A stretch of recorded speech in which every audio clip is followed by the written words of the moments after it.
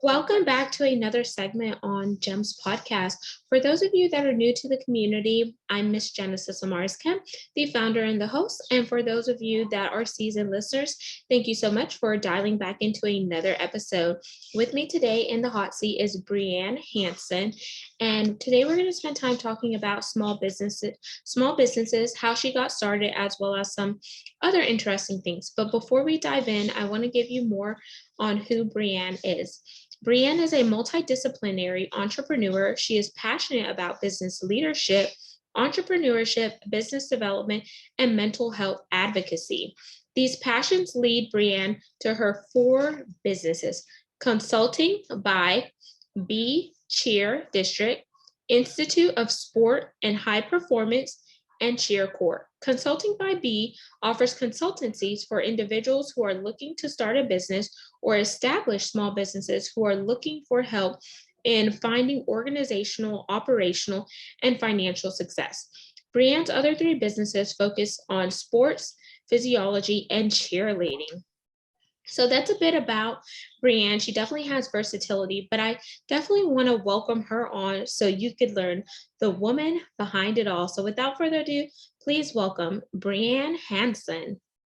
Thank you so much for having me. I am so excited to be here and chat with you today. My pleasure, Brianne. And I definitely want to give the audience a chance to connect with you in a fun and personal manner. So there are 2 ways that we can do that. We could either do an icebreaker or a 10-question rapid fire game. What are you in the mood for? Rapid fire. Let's do it. Okay. So, so here we go.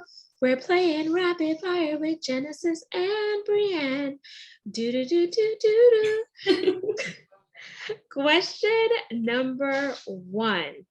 If you could trade places with anyone, would you trade places or remain yourself? Ooh, that's a tough one. That's deep. That's not rapid fire. Okay, I'd say remain myself. Question 2. Favorite food? Caesar salad. Question 3. If you could recreate any significant moment in your life, what would it be? Ooh, recreate. I don't know about recreate, but relive. I would love to relive my engagement again, just to be able to feel those feelings again. Ah, yes. Okay. Question 4. What is your drink of choice? Coffee, tea, or something else? Coffee, but I call it a bougie coffee because I only drink lattes or cappuccinos. So I have my bougie coffee every day. I like that. Question 5. Favorite color? Green. Okay. Question 6. You get 3 random acts of kindness per day for you to do for someone else. What are your 3 to do today? Buy someone a bougie coffee.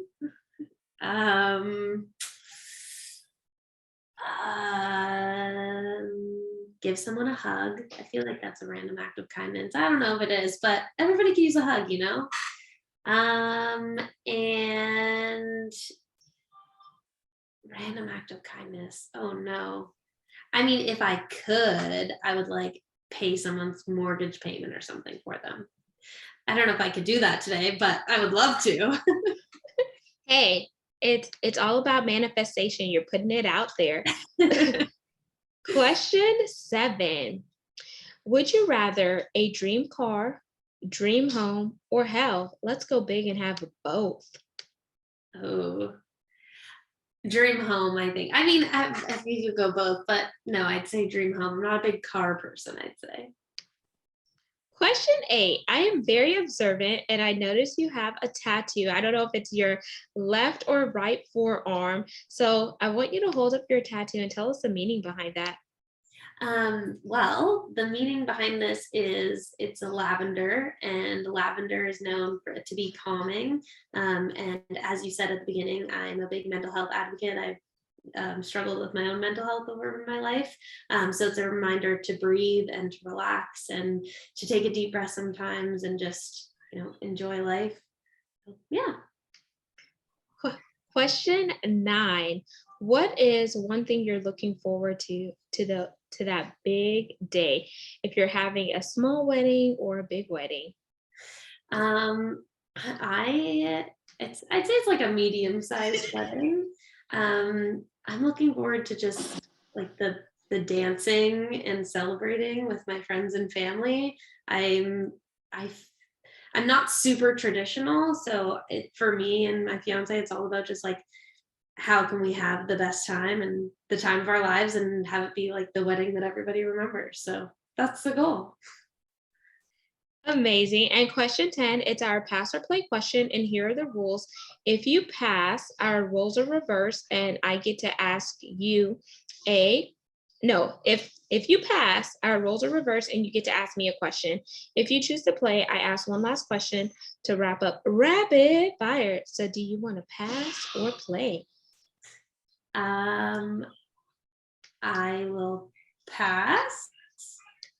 Okay. Okay, What's so your I get question? to ask you a question. Yes. What's your question? What made you want to start a podcast?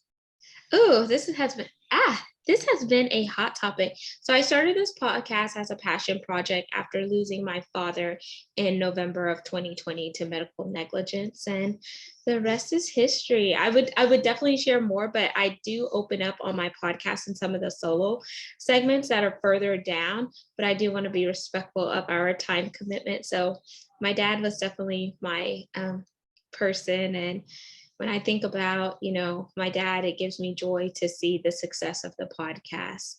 Yeah. Well, I'm very sorry for your loss, but I'm glad that he lives on through your podcast. That's awesome. Thank you so much. And now we're going to dive into the main part of the segment now that we finished the connection part. And the main part is small businesses. So I want you to talk about what that looked like and what made you go into not just one small business, but 4 small businesses. Yeah, it's been a bit of a crazy journey. I started my first small business about 6 years ago now. I come from a family of entrepreneurship. My dad was a entrepreneur, investment banker, like has been in every industry known to man, and so that's what I grew up seeing a lot of. Although that's not where I thought I would be, to be honest. I thought I would go into investment banking and kind of live the corporate life that way, but it's not what ended up happening. I started in corporate when I finished university, and it really wasn't for me. And I ended up going back and working with the individual who was actually my physical therapist, because I was a cheerleader for 15 years and it took a toll on my body. So I got to know my physical therapist really well. And while I was still getting treatment, I was whining about my job and how much I hated it. And he convinced me to come work for him. And he owned a physical therapy clinic in a cheerleading gym, which is the cheerleading gym that I actually grew up cheering at. So I started helping him running his clinic, like all the admin side of it, helping grow the business. And we both had a passion for cheerleading, but in particular, he obviously had the physiology background, and he's also a sports scientist, so he was really interested in figuring out like how could we bring tools to the cheerleading industry to help athletes better prepare their bodies for the sport and also protect their bodies for longevity, so that they didn't end up like me, in their early 20s sitting at a desk with back pain and having to see their physical therapist 3 times a week. So that's where Cheer District started, and that was our first business. It kind of started in that clinic setting, but then it became such a big project that I kind of took it and ran with it. So he is my co-founder in that, and started to build that and been working on that for the last 6 years. And then in the last year to 6 months, the other 3 businesses kind of just happened really organically. The pandemic was really hard on the cheerleading industry because it closed all of the gyms for a very long time, and I'm in Canada, so we had a very long long drawn out shutdowns, and cheerleading you can't really do on your own or social distance. So it was tough on us. So while that business was kind of in a bit of a lull, that's when I started my consulting, because I had spent so much time building my business, raising money. I'd worked in investments before starting my own business, so I had some of that background. So that's when I started consulting and fell in love with that. I'm so passionate about entrepreneurship, and so getting to work with other entrepreneurs through that journey of building business plans, starting financial projections, like building strong foundations so that they can take it and run with it and build their dreams, was super fulfilling. And really, I thought I was going to stop there. And then somebody approached me about purchasing their cheerleading gym. They've been in operation for about 13 years. And my initial reaction.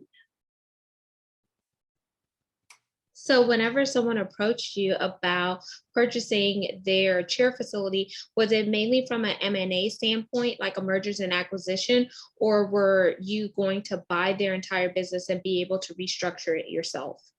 Yeah, so it was a full takeover. They loved, both of them, they loved the business, but just were looking to do other things in their life. Had been doing it for the last 13 years, and she found a new passion, so she was looking to kind of just get out of it. And I had recently moved into kind of the area. I live about an hour away from the gym, but it was like a full buyout because she wanted to exit. So it was a cool opportunity because I had been on the other side of the industry for so long, in coaching the coaches on how to train their athletes properly, giving them the tools. But I never actually had my own facility that I could apply that application to my own athletes and actually follow through with it in the way that we wanted to. So it was that Cheer District is the parent company, and it is what bought CheerCore. Okay, so my other thing there, because you painted the picture. So Cheer District is the overall umbrella, and then the new company sits underneath that. So there's technically no COI, conflict of interest there, since it sits under the parent company. Am I following you so far? Correct. Yes. Okay, Yeah. so whenever you took over this new company, was it a conversation that needed to be had with you and the co-founder, since he is a part of Cheer District? And I'm sure whenever you're getting ready to do a takeover of another company and you're not in business by yourself, but with a partner, you have to have those types of conversations in order to make sure that it is a good fit for everyone that is included. Yes, absolutely. So our board at Cheer District is actually myself, my co-founder, his wife, who's also a doctor of chiropractics, and my dad. So we all sat down together and we decided that this was a good path for us. It was a new opportunity, but what's really cool is we've been basically innovating the cheerleading industry and bringing technology and science to the industry, which hasn't happened before. We do some of the only research on the physiology of cheerleaders in our industry. So having the gym and actually having the ability to bring in those testing technologies into our facility in order to facilitate that research kind of gave us another opportunity to continue to build both businesses and really take the sports science of cheerleading that one step further. So it was an easy conversation, definitely not a conversation we thought we would ever have. Like, my initial reaction when I was approached about the gym, I laughed and I was like, absolutely not. I have no interest in that. But my dad, being the mentor that he is to me, reminded me how important it is to evaluate every opportunity and really look at all of it. Okay, and I'm glad you talked about your dad because that was leading me to another question. Because I know early on in the beginning you mentioned that your dad was in investment banking, which looks something totally different than cheerleading and et cetera. Because sometimes some investment bankers, they want to know, okay, what are the metrics? What's the ROI, the return on investment? How is this beneficial? And they want to know like the analytics, they want to know the numbers and et cetera to make sure it is a smart investment, but then the money is working for itself. So at what point did you, the co-founder, and his wife decide to bring your dad on board, or was he always a part of the scheme, but just kind of like maybe a silent partner? Yeah, so he's always been a part of it from day one, because when we first started it, I was fresh out of university, and yeah, I had my some education, like I had done my Canadian securities course, which I mean didn't really contribute much to much to starting a business. And I had done a year of financial math in school because that's what I thought I wanted to do. And I ended up with a general arts degree, but I'd never, actually started a business. And my dad taught me everything. It was really cool the first probably 6 months of running Cheer District. My dad was working on his own business and I was working on mine.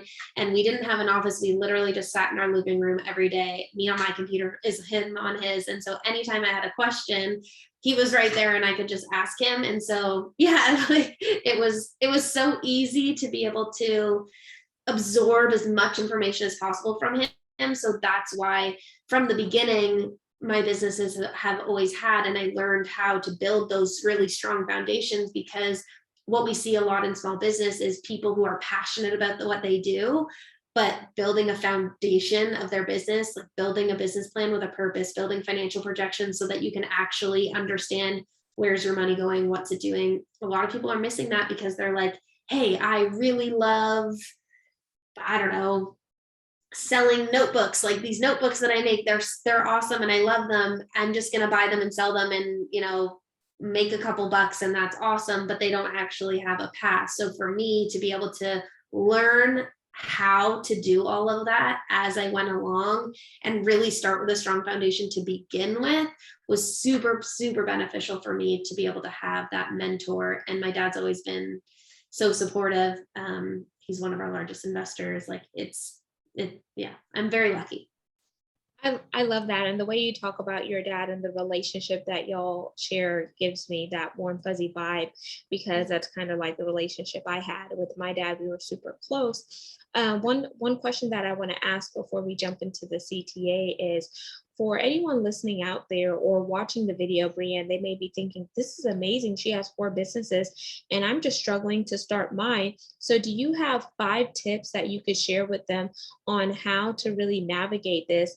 And I just want to recap. You said, understand what the foundation is, know your why, because if you know your why, that's tied to your passion. And then you could take your passion, build upon it, and monetize it. So it sounds like you have to have clarity and focus, but you also have to have drive and determination. Then once you have that, you could build upon it. So what would your 5 tips be for someone listening or watching this video that needs to make that next move, but they want to be in business, but they want their business not just to survive, but thrive, and they want to eventually. So I know that's a mouthful, so I'm going to stop there, but you get the gist of the question, right? Yes, I got it. No problem. So the first thing that I would say, that I say to all of my clients in my consulting, is to have a business plan. So many people skip over it, but there's so much value that can come from a business plan. And even if you're not giving it to somebody else, even if you're not looking for an investor, it's not about an investor looking at it. It's about you taking the time to go through the steps of, who's your target market? Who are you talking to? Why are you doing this? What are your strengths? What are your weaknesses? Doing a SWOT analysis, figuring out your marketing strategy, building your financial projections. Like, take the time to actually do that and build a foundation, because it gives you so much value that whenever a question comes up, which they will, you can reflect back on that business plan to say like, okay, that kind of answers that question. This is the direction that I'm going in. And it creates I see a business plan as like stepping stones to where you want your business to be in 2, 3, 5 years, however you build out that business plan. So that would be number one for sure, is build a business plan. Number two, build the financial projections. If you need help with that, find somebody to help you. But money can be super overwhelming depending on how big your business is. You could, getting in the weeds of in the millions can be a lot. So making sure that you have clear and sound financial projections. Number three, I'd say, is more of a emotional and mental side of things, and it's push yourself out of your comfort zone every single day. That's where you grow. It's scary and it's hard, but outside of where your comfort zone is where you're going to see the most success. Number four, I would say find something that you can stay on top of from an organizational perspective. Make sure that you're not just saying, oh, I'll remember that, because you will not. Entrepreneurship is incredibly overwhelming. And when you have so much going on, your brain just forgets. So there are a ton of project management tools out there. I would say definitely use one, or in the simplest of nature, like I have an Apple Watch and I tell Siri to remind me. And every time, because when I'm driving, those are when things pop in my head, and I'll just be like, hey Siri, remind me of this. So then I have a list somewhere. I'm not pretending like I'm going to remember, because we know that's not going to happen. I can check it off. And then number five, I would say, is be mindful of your mental health. And take time for yourself. It's really easy to always be looking for the next best thing, looking to what do I still have to do, and forgetting to celebrate the successes that you have had. And over time, that takes a toll, because you're always, most of the time, entrepreneurs are high performing individuals. They're always trying to be a better version of themselves. But I find in turn, we often forget to celebrate what we have accomplished. So one little tip that I like to do is I take envelopes and I'll write down a bunch of things that I'm working on accomplishing. And then within the card and the envelope, it'll be like a celebration. So if it's get X number of followers on Instagram, the celebration is go out for dinner with your partner or a friend or whatever. If it's generate X dollars of revenue, go for a spa day. And so that every time you hit those milestones, you get to have a purposeful celebration that's pre-planned, but it makes you remember that it's important to celebrate and not forget, and to make sure that you're reminding yourself of the work that you've done to get there, not just what still needs to be done to get to that next best thing. Amazing. And I took some notes because I'm going to put it in the show notes. So this is what I heard based on what you said. And I'm just going to regurgitate it for the audience. So you said number one was to build a business plan. For those of you that don't know how to build a business plan, there's different nonprofits out there that can help you. You could start also with the SBA, the Small Business Association too. Number two, build the financial projection. And Brianne said, make sure it's clear and sound. Number three, emotional and mental side. Push yourself out of your comfort zone. When you get outside of your comfort zone, that's when new opportunities and possibilities will enter in, because you're letting yourself be open to receive new things that are coming into you. Number four, find something you can stay on top of from an organizational perspective. So she mentioned looking into project management tools, and I put or etc. to hold you accountable.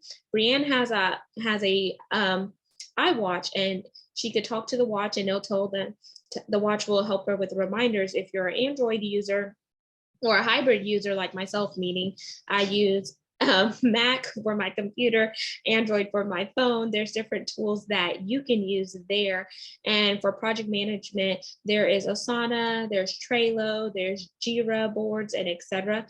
If you want more info, you could also reach out to either one of us and we could share. And then number five, be mindful of your mental health and take time for yourself. She mentioned celebrating your successes, because sometimes in life, we always accentuate the negativities, or we feel like, oh man, we missed the mark or whatnot. But if you celebrate those small wins are going to add up, and they're going to turn into big wins. So I just wanted to recap that there to just make sure I heard what you were putting down and I was picking it up. Yeah, absolutely. And I do want to just also add in there, if you are looking for a business plan, I have free business plan templates on my website as well, which is the ones that I use with my clients. So you can always find them there as well. Amazing. And Brianne, I want to ask you, is there anything else you want to add to the conversation that I didn't ask you that you think would be value for the audience? And if not, we'll jump into the CTA, the call to action part of the segment. Yeah, I just think that follow your passions, and if it's scary, take a little step at a time, but continue to push yourself out of your comfort zone, because what is on the other side and what the life that you can build when you build it based on passion is really, really exciting. So if you need that little push to do what you've been dreaming of, then hopefully you're hearing this and using that as your push. Amazing, and thank you so much for sharing that. And y'all, that is amazing. So Brianne, for your call to action, you mentioned that you have those templates on your website. So I know that's a freebie for the listeners out there. Can you please state your website and how they could connect with you on social media? Yep. My website is consultingbyb.com. So B is just the letter B. And then my Instagram handle is at consultingby_B. Yeah, that's where you can find me. I'm pretty active. I also have a bunch of other business handles, but you can find those kind of through my consulting for the other businesses. But I'd love to connect with you. And support you. If anybody has any questions about starting a small business and just want to shoot me a DM, like I'm always here to support and share any tips that I have anytime. Amazing. And I just want to thank you for coming on the platform. Hopefully you don't hear the background noise. I am in a shared space and I try to do everything to mitigate noise. But hey, this is post pandemic and people just record in different spaces. So all I want to thank you so much for tuning into this segment. Make sure you like, comment, follow, and subscribe. We're on 40+ platforms. You could also see this video recording on our YouTube channel by going to Gems with Genesis Amaris Kemp. And lastly, but not least, thank you so much for supporting the mission and the movement to curate topics that are educational, inspirational, and motivational, while we also weave in diversity, equity, inclusion, and belonging. So until the next guest, next segment, peace, love, and lots of blessings. Have yourself an amazing day. Signing out, Miss Genesis Amaris Kemp and Brianne Hanson. All of her info will be in the show notes. So just read and tap in.